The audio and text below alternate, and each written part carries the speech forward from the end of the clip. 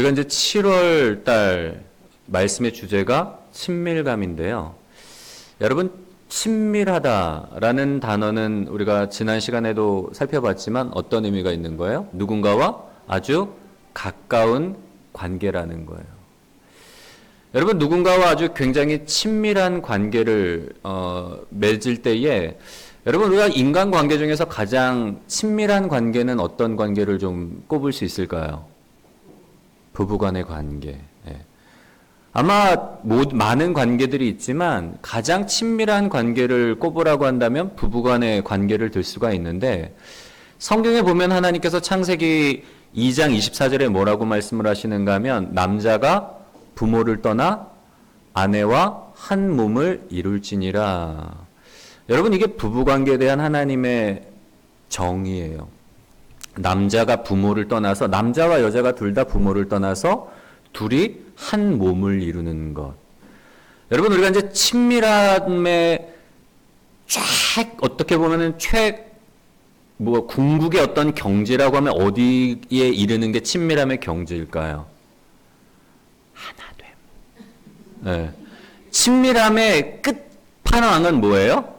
하나가 되는 거예요. 부부간의 관계가 부모를 떠나서 남자와 여자가 한 몸을 이룬다는 것. 이게 하나됨이잖아요. 한 몸을 이룬다는 건 뭔가 하면 하나가 되는 거예요. 우리가 흔히 그런 이야기 하잖아요. 부부가 오래 살다 보면은 얼굴도 닮아간다고. 얼굴뿐만이 아니에요. 말하는 것이나 생각하는 것이나 모든 것들이 부부가 닮아갈 수밖에 없어요. 왜냐하면 오래 같이 살아들다 보니까, 친밀한 관계를 유지하다 보니까 말하는 것이나 생각하는 것뿐만 아니라 심지어는 얼굴까지도 비슷하게 닮아가는 게, 이게 하나됨의 과정이란 말이에요. 여러분, 우리가 하나님과의 관계에 있어서도 하나님이 궁극적으로 우리에게 계획하신 바가 요한복음 17장에 나오는데, 우리 요한복음 17장의 말씀을 몇 구절 좀 읽겠습니다. 요한복음 17장은 예수님이 제자들을 향한 기도의 내용인데, 11절, 21절 우리 같이 한번 읽어볼까요? 시작. 나는 세상에 더 있지 아니하오나 그들은 세상에 있사옵고 나는 아버지께로 가옵나니 거룩하신 아버지여 내게 주신 아버지의 이름으로 그들을 보전하사 우리와 같이 그들도 하나가 되게 하옵소서. 아버지여, 아버지께서 내 안에 내가 아버지 안에 있는 것 같이 그들도 다 하나가 되어 우리 안에 있게 하사 세상으로 아버지께서 나를 보내신 것을 알게 하옵소서. 23절 26절도 같이 읽습니다. 시작. 곧 내가 그들 안에 있고 아버지께서 내 안에 계시어 그들로 온전함을 이루어 하나가 되게 하려 함은 아버지께서 나를 보내신 것과 또 나를 사랑하심 같이 그들도 사랑하신 것을 세상으로 알게 하려 함이로소이다. 내가 아버지의 이름을 그들에게 알게 하였고 또 알게 하리니 이는 나를 사랑하신 사랑이 그들 안에 있고 나도 그들 안에 있게 하려 함이니이다. 아멘. 여러분, 요한복음 17장의 말씀을 보면 예수님이 하나님께 간구하는 내용이 뭐예요? 아버지가 내 안에, 내가 아버지 안에 있는 것 같이 저들도 우리 안에서 하나가 되게 하여 주시옵소서. 여러분, 예수님이 기도하는 내용은 이거예요. 여러분, 하나님이 독생자 예수 그리스도를 이 땅 가운데 화목제물로 또한 우리의 죄를 대속하시는 대속자로 보내주신 이유가 뭐예요? 우리를 아버지와 아들과 성령님의 그 영원한 교제 속에서, 그 사랑의 교제 속에서 우리도 이끄사 성부, 성자, 성령 하나님이 하나이신 것처럼 우리 또한 그분의 그 사랑 안에서 하나 되도록 그렇게 독생자 예수를 보내주셨는데, 여러분, 이게 하나님이 우리에게 원하시는 바인 거예요. 우리와 지난 시간에 말씀을 살펴봤잖아요.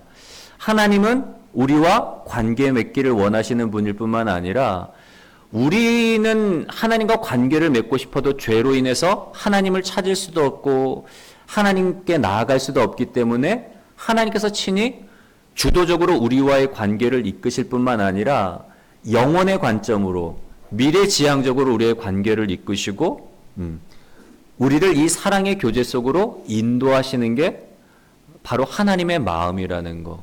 우리를 향한 하나님의 생각은 미래와 소망이라고 우리가 말씀을 살펴봤잖아요. 하나님이 우리와 친밀한 관계를 맺기를 원하시는데 그 친밀한 정도가 어디까지예요? 하나 되기까지 우리와 친밀한 관계를 맺기 원하신다는 거. 여러분, 근데 문제는 뭔가 하면 범죄한 이후에 우리의 어떤 삶의 방향성은 뭐예요? 세상의 교육도 마찬가지지만 주체로 서라 그래요. 네가 네 삶의 주인이야. 네가 네 삶의 왕이야. 하나님과 하나 되는 것을 추구하는 것이 아니라 그냥 마이 웨이예요. 내가 가고 싶은 길, 내가 살아가고 싶은 삶.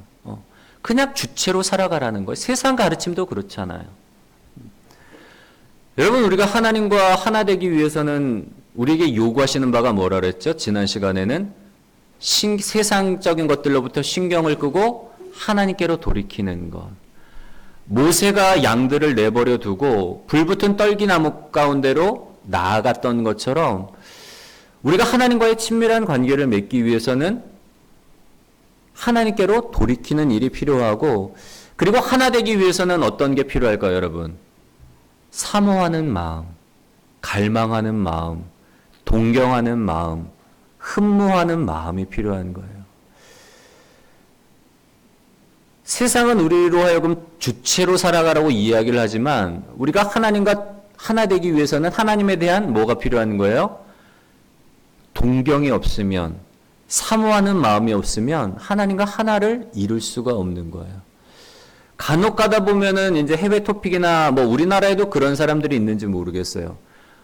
청년들 중에 연예인들을 너무 동경해서 자기가 좋아하는 연예인을 너무 사모해서 그 연예인과 동일하게 되려고 성형수술을 받는 사람들이 종종 있더라고요. 뭐 안젤리나 졸리나 뭐 브래드 피트나 외국 배우들, 뭐 외국 사람들 중에 그런 경우들 이제 해외 토픽에 보면 나오더라고요. 너무 동경한 나머지 돈을 들여가면서 성형수술을 그 좋아하는 배우와 똑같이 하려고. 여러분, 왜 그 사람과 똑같이 되려는 거예요?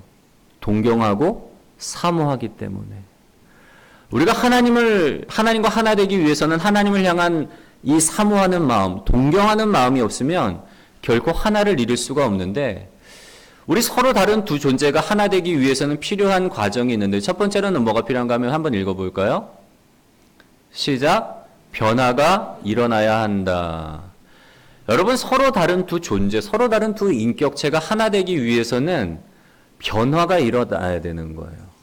우리가 이제 흔히 그런 이야기 하잖아요. 물과 기름은 뭐 할 수 없다 그러죠?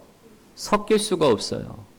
물과 기름을 한 병에다 담아두면은 물은 아래로 가라앉고 기름은 위로 둥둥 뜬단 말이에요. 아무리 이거를 흔들어도 섞이는 것 같지만 시간이 지나면 어떻게 돼요? 물과 기름은 결코 섞이지 않아요. 기름이 물 위로 뜬단 말이에요. 여러분, 물과 기름이 하나 되기 위해서는 뭘 해야 되는 거예요? 물이 기름이 되든지 기름이 물이 되든지 해야지 하나가 될 수 있지, 변화되지 않으면 결코 서로 다른 존재가 하나가 될 수 없는 거예요. 여러분, 우리가 하나님과 하나 될 수 있는 이유는 뭔가 하면, 이전까지는 우리가 하나님 앞에서 어떤 존재였는가 하면 죄인이었단 말이에요. 하나님 앞에 설 수도 없고, 하나님이 우리의 심판자로서 우리가 이 땅의 삶을 마감하는 날 하나님 앞에 서게 될 때는 그냥 그 상태로, 자연인 상태로 하나님 앞에 가게 되면은 우리는 진노를 받고 지옥에 갈 수밖에 없는 인생인데, 하나님께서 독생자 예수를 보내주셔서 우리의 모든 죄의 문제를 해결해 주시고, 우리가 예수님께서 십자가에서 이루신 사건을 믿는 순간 우리 안에서는 어떤 사건이 일어나는 거예요? 칭의와 중생의 사건이 일어난단 말이에요. 여러분, 칭의와 중생은 변화의 사건인 거예요. 칭의, 우리를 하나님께서 부르시는데 뭐라고 우리를 여겨주시는가 하면 더 이상 죄인이 아니라 예수 그리스도를 믿는 믿음으로 말미암아 우리를 뭐라고 여겨주시는 거예요? 의인이라 여겨주시는 거예요. 칭의는 어떤 변화인가 하면 관계의 변화예요. 더 이상 하나님이 우리에게 무서운 심판자가 아니라 이제는 예수 그리스도 안에서 하나님이 우리에게 아버지로, 왜냐하면 그분이 우리를 의롭다 여겨주셨고 자녀 삼아주신다고 하셨기 때문에 믿음 하나만으로. 칭의는 하나님과 우리의 관계의 변화고, 중생은 뭘까요, 여러분? 속사람이 변화되는 거예요. 누구든지 그리스도 예수 안에 있으면 새로운 피조물이라. 이전 것은 지나갔으니 보라 새 것이 되었도다. 우리 안에서 예수님을 믿는 순간 칭의와 중생의 사건이 일어나면서 관계의 변화와 존재의 변화가 일어나면서 이제는 우리가 어떻게 될 수가 있는 거예요? 하나님과 하나가 될 수가 있는 거예요. 여러분, 예수 그리스도를 구주로 고백하는 순간 성령을 우리에게 보내주셔서 이제는 우리가 그 성령의 인도함 속에서 하나님과 하나 되어지는, 왜냐하면 우리의 존재가 변화됐잖아요. 물과 기름은 섞일 수 없지만 물이 기름이 되든지 기름이 물이 되든지 해야지 하나가 될 수 있는데, 이제는 우리가 영적으로 새로운 영이 되었기 때문에, 하나님과 같은 영이 되었기 때문에 하나님과 하나가 될 수가 있는 거예요. 두 번째로 하나님과 하나 되기 위해서는 또 다른 과정이 필요한데요. 한번 읽어볼까요? 시작. 시간과 과정이 필요하다. 여러분, 서로 다른 두 존재가 하나 되기 위해서는 변화가 일어나야 할 뿐만 아니라 시간과 과정이 필요한 거예요. 부부간의 관계에 있어서도 부부가 하나 되기 위해서는 오랜 시간 동안 같이 얼굴을 맞대고 피부를 맞대고 살아가기 때문에 하나가 될 수 있단 말이에요. 초창기에 많이 싸우잖아요. 아무리 연애를 7년, 8년 해도 결혼하고 나면은 뭐라고 이야기를 하는가 하면 전에 내가 알던 그 남자가 아니라는 거예요. 왜냐하면 연애할 때는 가장 좋은 모습만을 보여주기 때문에, 근데 결혼하고 나면 이제 실제의 모습이잖아요. 내가 알던 그 남자가 아닌 거예요. 그래서 실망하기도 하고 의견이 서로 맞지 않아서 다투기도 하고, 그러면서 서로에 대한 이해가 생긴단 말이에요. 살아가면서 이 사람이 이런 사람이구나. 이 사람은 이럴 때 이런 반응을 하는구나. 이 사람은 내가 이렇게 말하면 저렇게 마음에 상처를 받는구나. 그러면서 서로 조심하고 서로 배려하고 서로 알아가면서 하나가 되어지는 과정이 하루아침에 이루어지는 게 아니라 시간이 필요하고 오랜 과정이 필요한 거예요. 여러분, 우리가 이번 주부터 3주에 걸쳐서 우리가 하나님과 하나 되기 위해서 우리에게 요구되어지는 과정들에 대해서 좀 말씀을 살펴보려고 하는데요. 오늘 첫 번째 과정이 뭔가 하면 하나님과 우리가 하나 되기 위해서 우리가 꼭 지나가야 되는 과정, 거쳐야 되는 과정이 뭔가 하면 우리 말씀의 제목이 뭐죠? 믿음의 갈등을 넘어서라. 우리가 믿음의 갈등을 넘어서야지 이제 하나님과의 관계 속에서 하나 되는 그 첫 걸음을 내딛게 되는 거예요. 여러분, 믿음의 갈등, 이게 믿음의 갈등이 도대체 뭐야? 라고 생각하실 수도 있을 텐데, 아브라함의 예를 한번 들어볼게요. 하나님이 아브라함에게 나타나서 갈대아 우르에 살고 있는 아브라함, 하나님을 알지도 못하고 그냥 수많은 우상들 섬기며 살아가고 있던 아브라함에게 하나님이 나타나셔서 어느 날 말씀을 하세요. 아브라함아, 내가 너로 하여금 복의 근원이 되도록 만들어줄게. 내 이름이 창대케 될 뿐만 아니라 너의 자손들이 하늘의 별과 같이 땅의 모래와 같이 무수하게 많아질 것이고 너는 열방의 복의 근원이 되는 존재가 될 거야. 하나님이 아브라함에게 나타나서 그런 약속을 주세요. 여러분, 얼마나 할렐루야예요. 하나님이 내가 뭐라고 나에게 이런 축복을 주신다니. 그런데 그 축복을 누리기 위해서는 아브라함이 따라야 될 과정이 있잖아요. 뭐라고 하나님이 말씀을 하시죠? 너는 너의 본토, 친척, 아비집을 떠나 내가 네게 지시할 땅으로 가라는 거예요. 여러분, 축복을 해주신다는 건 너무 좋은 말씀이지만 그 축복이 나의 삶 가운데 이루어지기 위해서 뭘 해야 되는 거예요? 말씀을 따라 떠나야 된단 말이에요. 근데 본토, 친척, 아비즘은 뭔가 하면 아브라함에게 있어서는 이미 누리고 있는 것들이에요. 안전한 기반이에요. 그냥 그 땅에 살고 있으면 평생 어려운 일 없이 이미 거기에서 사업도 하고 있을 것이고 친척들도 있고 관계도 맺어져 있고 거기서 살면 너무 편해요. 이미 다 기반이 갖춰져 있기 때문에. 그런데 하나님의 말씀을 따라서 본토, 친척, 아비집을 떠나면 어떻게 돼요, 여러분? 불확실한 세계잖아요. 어떤 일이 일어날지 모르고 하나님이 약속은 하셨는데 그 땅을 주실지도 모르고 도적의 위협도 있고 사기를 당할 수도 있고 불확실한 세계란 말이에요. 이게 믿음의 갈등인 거예요. 아브라함에게 있어서. 또 하나님께서 아브라함에게 마지막에 아브라함의 어떤 믿음을 시험하기 위해서 뭐라고 말씀을 하시죠? 너는 너의 독자 이삭, 백세에 얻은 그 아들을 번제물로 바치라 그러잖아요. 여러분이 아브라함이 고민을 했을까요? 아니면 안 했을까요? 정상적인 부모라면 고민을 할 수밖에 없단 말이에요. 그게 믿음의 갈등인 거예요. 결론부터 말씀을 드리자면 여러분 믿음의 갈등을 넘어선다는 건 뭔가 하면 우리가 하나님의 수준으로 올라서는 거예요. 여러분 왜 우리가 갈등, 모든 관계는 다 갈등이 있어요. 부부지간에도 갈등이 있고 부모와 자식 간에도 갈등이 있단 말이에요. 우리에게 갈등이 일어나는 이유는 뭘까요? 생각하는 바가 다르기 때문에, 속된 표현으로 하면 수준 차이가 나기 때문에. 저희 집에 이제 세 자녀가 있는데 첫째와 둘째는 터울이 1살 터울이라서 여러분 아시는 것처럼 자기들끼리 잘 어울려요. 근데 셋째 같은 경우에는 이제 초등학교 1학년이다 보니까 언니들이랑 차이가 있잖아요. 막내가 맨날 언니들한테 언니 같이 놀아줘, 나랑 놀아줘, 막 쫄라요 언니들을. 근데 언니들은 콧방귀도 안 낀단 말이에요. 왜 그럴까요? 수준 차이가 나서. 여러분 초등학교 1학년이랑 초등학교 6학년, 5학년 수준 차이가 난단 말이에요. 그러니까 얘들이 봤을 때는 동생이 너무 유치한 거예요. 그래서 놀아주기 싫은 거죠.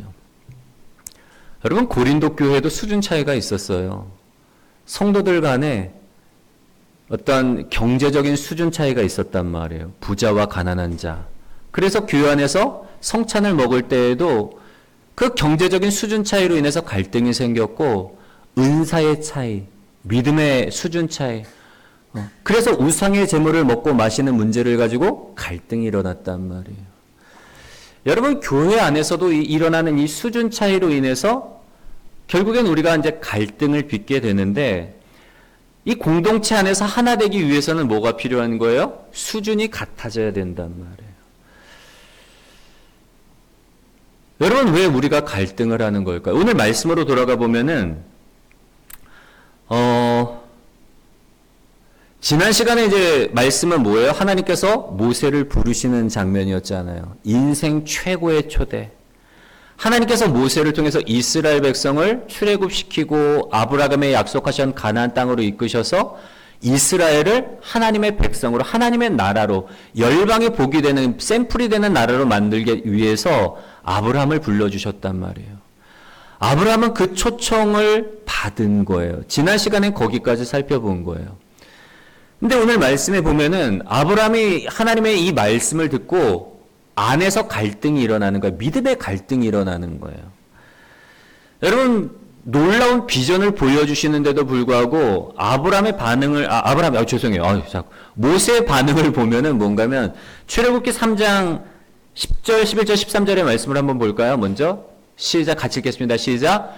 이제 내가 너를 바로에게 보내어 너에게 내 백성 이스라엘 자손을 애굽에서 인도하여 내게 하리라. 모세가 하나님께 아뢰되 내가 누구이기에 바로에게 가며 이스라엘 자손을 애굽에서 인도하여 내리이까. 모세가 하나님께 이르되 내가 이스라엘 자손에게 가서 이르기를 너희의 조상의 하나님이 나를 너희에게 보내셨다 하면 그들이 내게 묻기를 그의 이름이 무엇이냐 하리니 내가 무엇이라고 그들에게 말하리이까. 4장 1절, 10절, 13절도 같이 읽겠습니다. 시작. 모세가 대답하여 이르되 그러나 그들이 나를 믿지 아니하며 내 말을 듣지 아니하고 이르기를 여호와께서 내게 나타나지 아니하셨다 하리이다. 모세가 여호와께 이르되 오 주여 나는 본래 말을 잘하지 못하는 자니이다. 주께서 종에게 명령하신 후에도 역시 그러하니 나는 입이 뻣뻣하고 혀가 둔한 자니이다. 모세가 이르되 오 주여 보낼 만한 자를 보내소서.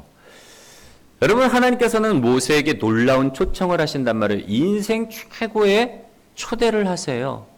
단순히 모세를 사명자로 부르시고 모세를 통해서 어떤 일을 이루기 위함이 아니요. 여러분 그 일을 통해서 하나님은 모세에게 뭘 보여주기를 원하시는 거예요? 하나님이 어떤 분인지를. 그 과정을 통해서 하나님께서는 모세와 관계를 맺기를 원하시고 친밀한 관계로 이끄시기를 원하신다는 거예요. 근데 그 초청 앞에서 모세의 반응이 뭐예요? 주님, 나는 할 수 없습니다. 내가 뭐라고, 내가 누구이기에, 내가 누구라고 애굽 왕 바로에게 가서 이스라엘 백성들을 이끌어낼 수가 있겠습니까? 지금 나는 아무것도 아닌 존재인데, 적어도 내가 애굽에서 왕자로 있었다면 적어도 그때는 가능했을지도 모르는데, 지금은 내가 애굽에서 쫓겨나가지고 그냥 유리하며 방황하며 일개 목자로서 그냥 난 양치기로서 살아가고 있는데, 내가 애굽 왕 바로도 알고 있고 그의 군대도 알고 있고 그 조직, 그 나라의 시스템도 알고 있는데 이거는 도저히 불가능한 일입니다. 나는 할 수 없습니다. 지금 모세가 그렇게 항변을 하잖아요. 여러분, 지금 모세가 이렇게 말하는 건 뭔가 하면 자기에 대한 믿음이 부족해서가 아닌 거예요. 근본적인 이유는 뭐예요? 하나님이 어떤 분인지를 알지 못하기 때문에. 하나님이 어떤 분인지를 알지 못하기 때문에, 하나님의 그 수준을 알지 못하기 때문에 자기 수준에서 생각하고 자기 수준에서 바라보다 보니까 할 수 없다는 거예요. 여러분, 모세는 하나님과의 관계의 시작에서부터 믿음의 갈등에 부딪히게 되는 거예요. 여러분, 우리가 하나님과 동행하기 위해서는 뭐가 필요한가 하면, 저를 따라서 한번 고백해 볼까요? 믿음으로 사는 것을 배워야 한다. 여러분, 우리가 하나님과의 관계 속에서 하나님과 하나 되기 위해서, 하나님과 동행하기 위해서는 뭐가 필요해요? 믿음이 필요한 거예요. 특별히 믿음으로 살아가는 법을 배워야 되는 거예요. 왜냐하면 살아가다 보면 하나님께서 우리에게 요구하시는 일들이 있거든요. 우리가 교회 초창기, 우리가 처음 이 믿음교회, 예전에는 함께하는 교회로 시작을 했단 말이에요. 그때 제가 이제 쿠팡에서 배송기사로 일을 하면서 주일에만 사역을 했는데, 어느 날인가 이제 하나님께서 그런 마음을 주시는 거예요. 이건 이렇게 해서는 안 되겠다. 하나님께서 이제 목회에 정말 직장을 그만두고 목회에 올인하라는 마음을 주셨는데, 근데 현실적으로 불가능한 상황인 거예요. 내가 일하지 않으면 누가 우리의 가정에 생활비를 대주는 사람도 없고, 당시에 우리 교회 성도가 얼마 되지 않았기 때문에 뭐 만약에 이제 교회도 얻어야 되고 사택도 얻어야 되고 우리 생활비도, 저희 가정의 생활비도 필요하고, 그러면 최소 500만 원, 정말 최소 500만 원인 거예요. 근데 당시에 우리의 상황으로는 헌금이 그 정도 들어올 상황이 아니었단 말이에요. 그게 저한테 있어서는 믿음의 갈등의 상황인 거예요. 근데 하나님의 마음 가운데 자꾸 순종하라는 마음을 주시고 목회에 올인하는 마음을 주시고, 그래서 제가 그때 하나님께 기도한 게 그거예요. 하나님, 그럼 좋습니다. 제가 말씀에 따라 순종할 텐데 1년 동안만큼은 내가 일하지 않고 목회에 올인할 수 있는, 목회에 전념할 수 있는 환경을 만들어 주세요. 그렇게 기도했더니 어떻게 됐어요? 1년뿐만 아니라 하나님이 지금까지도 목회에 전념할 수 있는 상황을 만들어 주셨단 말이에요. 여러분, 당시에 제 수준으로는 도저히 이해할 수가 없어요. 이거는 도저히 뭐 아무리 내가 뭐 계산기를 두드려 봐도 이거는 불가능한 일인데, 나한테는 불가능한 일이지만 하나님한테는 뭐예요? 아무것도 아닌 거예요. 하나님은 이미 계획을 갖고 계셨고 생각을 갖고 계셨단 말이에요. 우리에게 원하시는 건 뭐예요? 믿음으로 순종하기를 원하시는 거예요. 나는 이해할 수가 없고 나는 따를 수 없지만, 내 믿음으로, 내 생각으로는 도저히 답이 나오지 않지만 그건 내 수준이란 말이에요. 내 수준을 넘어서서 뭐 해야 되는 거예요? 믿음으로 하나님의 수준을 바라보는 거예요. 내 생각은 너희 생각과 달라서 하늘이 땅보다 높은 같이 내 생각은 너희 생각보다 높고 내 길은 너희 길보다 높으니라. 여러분, 우리가 살아가다 보면 하나님을 따르는 과정 속에서 믿음의 갈등이 생길 수밖에 없어요. 왜냐하면 내 수준과 하나님의 수준의 차이가 나기 때문에. 하나님과 하나 되기 위해서는 내가 뭘 해야 되는 거예요? 하나님의 수준으로 올라가야 되는데, 그때 필요한 게 믿음이라는 거예요. 여러분, 하나님께서 우리에게 어떤 일을 맡기실 때에 우리는 그렇게 생각하잖아요. 내가 이 일을 꼭 이루어야 돼. 주님이 내게 맡기신 일이기 때문에 이것만큼은 내가 꼭 이루어야 돼. 우리는 세상 속에서 자꾸 어떤 성취에 대한 게 우리 안에 배겨 있는 거예요. 세상적인 가치. 세상적에서 미덕이 뭐예요? 누군가에게 누가 칭찬받는 사람이에요. 직장에서는 맡긴 일을 척척척척 잘 해내는 사람. 하나를 시켰으면 10가지를 해낼 줄 아는 사람. 직장에서는 가장 좋은 회사원들, 인정받는 사람들이 그런 사람이란 말이에요. 맡긴 일에 대해서 이루어내는 사람. 불가능한 상황 가운데도 이루어내는 사람. 그러다 보니까 우리는 신앙생활하는 일에 있어서조차도 하나님과의 관계에 있어서조차도 주신 일을 막 이루기 위해서 몸이 으스러져라 바스러져라 그래야지 하나님께 사랑을 받을 거라고 생각을 하지만 사실 그렇지 않단 말이에요. 여러분, 우리가 무언가를 해서 주님이 우리를 자녀라 하시고 우리를 사랑하시는 게 아니라 이미 예수님께서는 세례 받으시는 그 순간 가운데 하늘의 음성이 들려오잖아요. 성령을 통해서 이는 내 사랑하는 아들이요 내 기뻐하는 자니라. 예수님이 사역 시작 전이에요. 구원의 일을 이루시지도 않았어요. 많은 사람들을 회개케 시키는 일도 하시지 않았단 말이에요. 그럼에도 불구하고 하나님께서는 예수님을 가리켜서 뭐예요? 이미 내 사랑하는 자녀라는 거예요. 여러분, 우리의 자녀들이 세상적으로 성공하지 않아도, 좋은 대학 들어가지 않아도, 큰 돈을 벌어오지 않아도 우리의 자녀이기 때문에 자녀라는 사실만으로 인해서 사랑하고 자녀이기 때문에 그냥 존재 자체가 기쁜 거란 말이에요. 하나님께서 우리에게 일을 맡기시는 이유는 그걸 꼭 이루어야 되기 때문이 아니라 여러분 그 과정 속에서 하나님 자신을 우리에게 알려주시기를 원하는 거예요. 여러분, 모세가 애굽에 들어가서 바로 왕에게 하나님의 이름을 알리고 하나님의 뜻을 알릴 때 바로가 콧방귀를 뀌잖아요. 근데 하나님이 모세를 통해서 10가지 재앙을 통해서 바로뿐만 아니라 애굽 전역에 모든 사람들에게 하나님의 영광을 나타내시는 거예요. 처음에는 야, 히브리 민족의 그 신이 무슨 대단한 신이라고. 근데 하나님이 10가지 재앙을 통해서 하나님의 능력을 애굽과 바로의 관리들과 온 이 애굽의 백성들에게 알리니까 그들이 하나님을 경외하게 되는 거야. 여호와 하나님이 진짜 크신 하나님이구나. 여러분, 우리가 살아가는 과정 가운데 하나님이 우리에게 일을 맡기실 때가 있어요. 무언가를 요구하실 때가 있어요. 그 과정을 통해서 하나님이 우리에게 원하시는 바가 뭐예요? 하나님은 그 일들을 통해서 우리에게 자신을 나타내실 뿐만 아니라 세상의 사람들이 우리가 되어지는 그 과정 속에서 여러분 믿음 교회가 세워지는 과정을 통해서 사람들이 놀라잖아요. 야, 진짜 저 교회 하나님이 하셨구나. 예수님이 주인 되는 교회구나. 예수 믿는 사람은 무언가 다르구나. 하나님이 요셉과 함께 하심으로 말미암아 요셉의 형통한 자가 된 거를 누가 알아요, 여러분? 사람들이 알잖아요. 감옥에 갇혔던 사람이 알고, 보디발이 알고, 같이 일했던 사람들이 알고, 나중에는 그의 아버지와 가족들이 안단 말이에요. 다 알게 되는 거예요. 그게 그 사람의 능력이 아닌 하나님의 영광이 드러나게 되잖아요.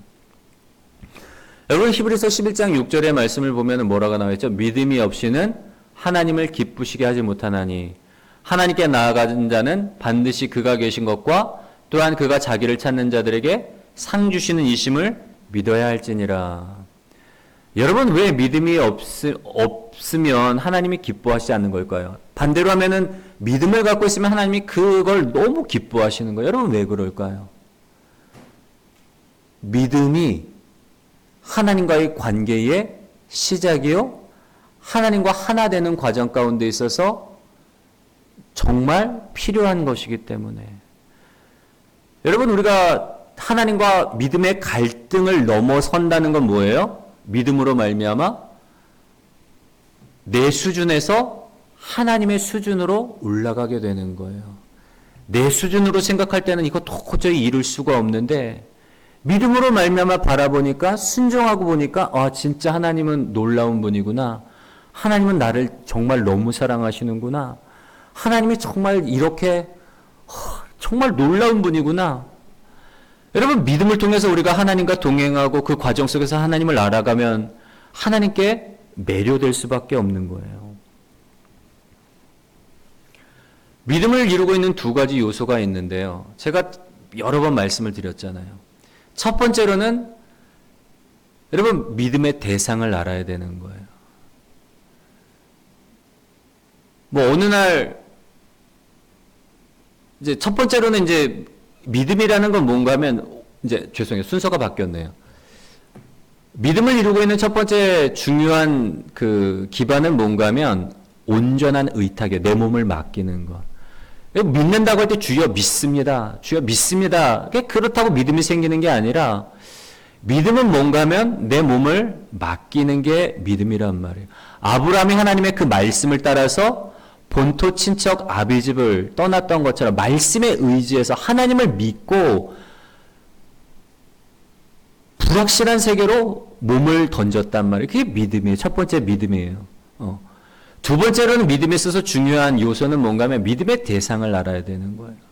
믿음의 대상이 어떤 분인지를 알지 못하면 우리의 믿음은 반쪽짜리의 믿음에 불과한 거예요. 오늘날 아침에 여러분이 출근하기 위해서 버스를 탔는데 술 냄새가 막 풍기는 거예요. 그래서 도대체 이 술 냄새가 어디서 나는 걸까 하고 눈을 봤더니만 버스 기사분이 핸들을 잡고 있는데 눈은 반쯤 감겨 있고 취한 모습이에요. 밤새도록 술 마시고 술이 덜 깬 상태로 출근을 하신 거예요. 여러분, 그러면 그 버스에 타시겠어요? 아니면 내리시겠어요? 내려야 되는 거예요. 근데 그럴 수도 있잖아요. 나는 믿음이 있어. 나는 저분을 믿어. 나는 저분께 내 몸을 맡길 수 있어. 여러분, 그 믿음이 옳은 믿음이에요? 옳지 않은 믿음인 거예요? 옳지 않은 믿음이에요. 왜요? 믿음의 대상이 아니기 때문에. 여러분, 우리가 믿을 수 있는 유일한 대상은 누구예요? 하나님이란 말이에요. 하나님은 인생이 아니시니 시건치 않으시고 인자가 아니시니 후회가 없으시도다. 어찌하신 말씀을 이루지 아니하시며 하신 약속을 이행치 아니하시랴. 약속하신 것을 반드시 이루시는 하나님. 그 하나님만이 유일한 우리의 믿음의 대상인데 우리가 하나님이 어떤 분인지를 알지 못하면 우리는 믿음이 온전히 반응을 할 수가 없는 거예요. 믿음의 갈등을 넘어서서 믿음의 갈등이 어떤 상황에 부딪힐 때 믿음으로 말미암아 순종할 때 비로소 뭐가 생기는 거예요? 하나님에 대한 이해와 하나님에 대한 신뢰가 생기는 거예요. 그러면서 점점 어떻게 되는 거예요? 하나님을 신뢰하게 되고 나중에는 아브라함처럼 아브라함아 이제야 내가 하나님을 경외하는 줄을 알았노라. 여러분, 근육도 마찬가지잖아요. 우리가 이제 헬스 하시는 분들은 이 무거운 것들을 든단 말이에요. 거의 근육을 파괴시키는 거예요. 막 고통스러워요. 뭐 20kg, 30kg, 뭐 100kg 뭐 이런 거를 들다 보면은 고통스러운데 그 과정을 통해서 어떻게 되는 거예요? 근육이 파열되었다가 회복이 되는 과정을 통해서 근육이 점점 더 강해지고 힘이 세진단 말이에요. 믿음도 마찬가지예요. 여러분, 우리가 선천적으로 우리는 갈등을 두려워해요. 될 수 있으면 관계 속에서 세상 속에서 부딪히지 않고 야 그냥 좋게 살자. 다 갈등을 피하고 싶은 게 어떻게 보면 우리의 본성이란 말이에요. 그러나 우리가 잘하기 위해서는 뭐 해야 돼요? 갈등을 직면해야 돼요. 부부간의 관계에 있어서도 그렇고 공동체의 관계에 있어서도 그렇고 우리가 교회 공동체 안에서 서로 다른 생각, 서로 다른 수준이지만 하나 되기 위해서는 뭐예요? 때로는 갈등에 부딪힐 때에 나 상처받아서 떠날래. 그게 아니라 아프지만 때로는 불편하지만 마주하고 이야기하고 그 갈등을 해결해야 된단 말이에요. 그러면서 공동체가 하나 되고 그러면서 우리가 하나님과 하나 되어지는 과정이 이루어지는 거예요. 내가 불편하다고 해서 안전한 길, 내가 생각하는 편한 길, 내 생각, 내 열심, 내 방법으로 그냥 편한 길 찾으면 얼마든지 살다가 갈 수가 있어요. 그러나 그런 편안한 삶은 결코 하나님의 영광과 하나님의 나라와 하나님이 어떤 분인지를 알 수가 없는 거예요.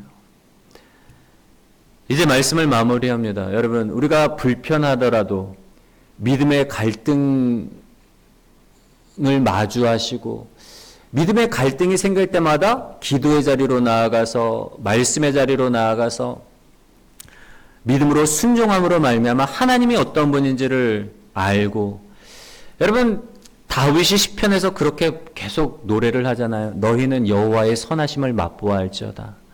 시편을 보면 다윗이 하나님을 경험하고 하나님을 만나고 나니까 환난 중에 만났던 하나님, 고난 중에 나를 건지셨던 하나님, 원수들의 손으로부터 나를 이끄시고 나를 목자에서 이스라엘의 목자로 세우시는 그 놀라운 하나님을 경험하고 나니까 다윗은 뭐라고 고백할 수밖에 없어요? 주님을 사모할 수밖에 없고 화려한 왕궁에 거하는 것보다 주의 성전의 문지기로 거하는 것이 좋사오니, 주님을 만나고 나니까 매료되는 거예요. 하나님한테 그 선하심과 인자하심과 긍휼하심과 그 신묘막측함, 어떻게 하나님이 저 하늘의 별들을 만드셨고 저 하늘의 달과 해를 만드셨고 모든 것 보는 것마다 그 속에서 하나님의 그 놀라운 손길을 바라보니까 매료될 수밖에 없는 거예요. 하나님 도대체 당신은 누구시고 한데 아무것도 아닌 나를 이처럼 사랑하시고 이 놀라운 하나님이 내가 뭐라고 나를 이렇게 사랑하시는지. 그래서 다윗이 갈망하는 게 그거잖아요.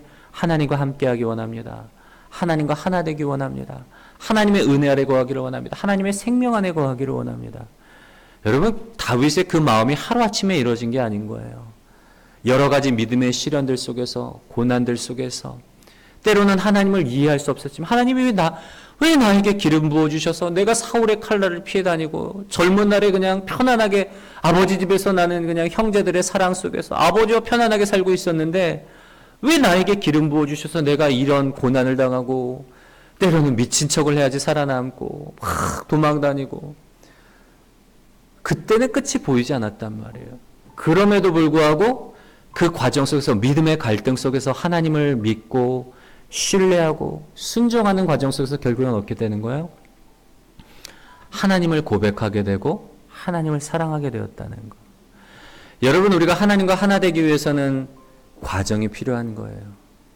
오랜 시간과 과정이 필요한데 오늘 첫 번째 과정이 뭐예요? 믿음의 갈등을 넘어서야 되는 거예요. 내 수준에서 이제는 믿음으로 말미암아 하나님의 수준으로 우리가 바라볼 때에 비로소 하나님과 동행이 이루어지고 하나님과 하나 되는 관계를 이룰 수 있다는 거 우리가 기억하시고, 우리의 삶 가운데서 갈등을 두려워하는 인생이 아니라 주님, 내가 하나님을 알기 위해서 때로는 내 인생 가운데 시험이 찾아와도 어려움이 찾아와도 갈등을 피하는 인생이 아니라 믿음으로 말미암아 갈등을 이기고 넘어서서 하나님을 더욱더 알아가고 하나님을 더욱더 사랑하는 그런 성도 되게 하여 주시옵소서. 우리 기도하시는 복된 저와 여러분들 되시기를 주님의 이름으로 간절히 소원합니다.